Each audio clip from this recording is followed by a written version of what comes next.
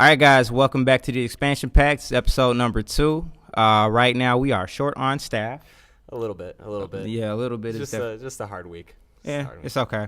But doesn't mean we don't have any content. So what that means is we sat here and watched Super yesterday.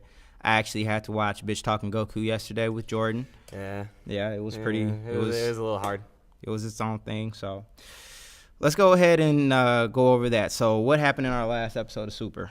All right, so in the last episode of Super, you remember we talked about the, Universal Tournament. So right now it's coming to its close. There's 6 people left, and one of them is from the other universe. His name is Topo. He basically Which universe 11, right? I think it's Universe 11. I could be off. Don't rail me in the comments, please. Anyway, him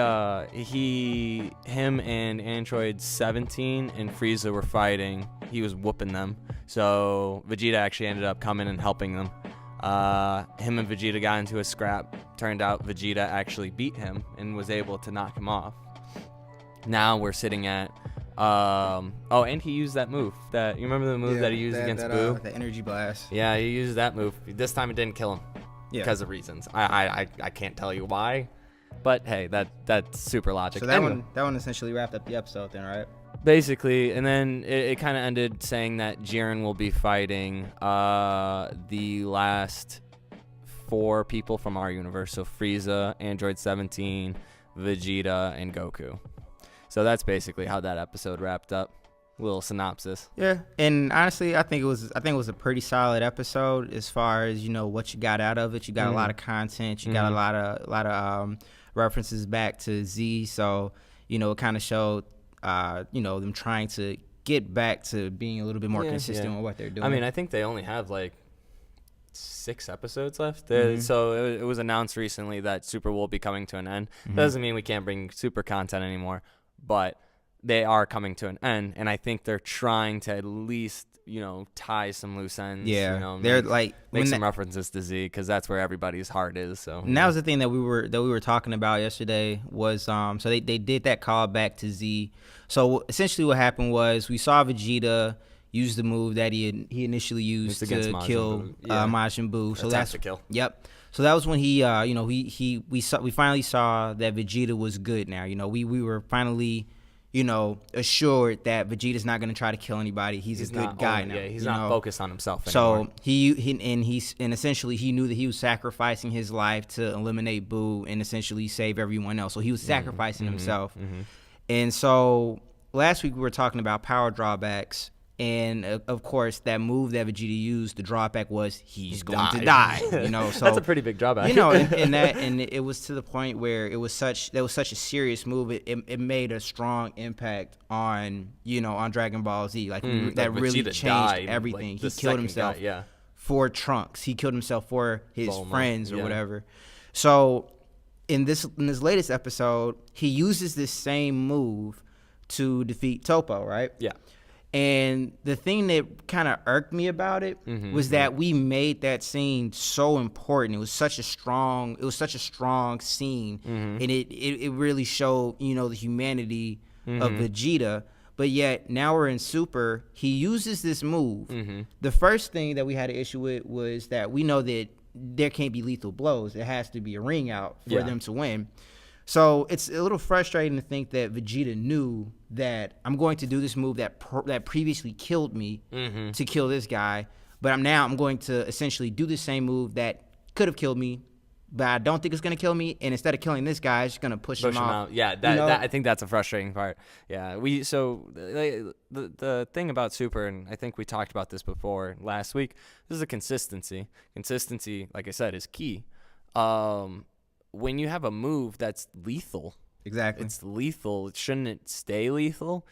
The only people, and I was talking about this, and this is where the Universal Tournament gets a little weird. You look at it, and the only people that mention that they have an issue holding back from killing someone is Frieza, it was Hit. Yeah, Hit, and it's anyone that's absurdly stronger than the other people. So they have the handicaps, but why is it that no one else has this I can't kill them handicap? One of the things that we picked up on, because you brought it up, was when Goku was fighting the ladies, and Goku using a Kamehameha wave, essentially a spirit bomb and a Kamehameha wave, essentially were those were the finishers. The spirit bomb was the people's elbow. The Kamehameha wave was the rock bottom. Like, nice, you get hit with that. Yeah. You get hit with that. That's it. Yeah. And now we got it where Goku's literally hitting people in their faces with Super Saiyan God power Kamehameha waves. There was they had to replay it 3 times to show you how much that hurt. It was such an epic scene. But even on top of that, though, it's just we've never seen Goku not use the Kamehameha wave lethally. Every time he actually pulled the Kamehameha wave off, and actually it came out of his hands, used his ki, and actually hit the opponent, it was lethal. It did not knock people out. It blew holes in people. Yeah. It blew Cell's top half off. Yeah. It was a lethal move. So why are we here, thinking that, okay, well, there's so much more control that Goku can literally do a Kamehameha wave in your face, and it's just gonna be a ring out. It's not gonna kill. It's not gonna demolish you. And that's where it blows my mind. Like, remember Vegeta's first Final Flash? Yes. He used it against Perfect Cell. Yes. And it blew off his arm and half of his body. He's used Final Flash like 3 times, 4 times, maybe even 5 times in this tournament. It just pushes people. It doesn't. Continuous flash. It should no longer be called Final Flash. Yeah, it's not a final. Called it's continuous. Not, yeah. Like it's not the final flash. It's nothing going on there. So we went over that. We kind of discussed that, and so that's where we were having issues with that too. Yeah. And now, in addition to that, we were also talking about how Toppo being able to take that kind of move from Vegeta. It also it's frustrating in a sense, because now we have it where there are people that can match a god's power. Yeah. So we know that Jiren is technically stronger than Goku and Vegeta. Yeah. But I mean, that's for sure. Yeah, you know what I'm saying? Sure, like that's understood. So they're literally just using skill over will, essentially. Yeah. But the real issue is, like, when are we going to run into that person?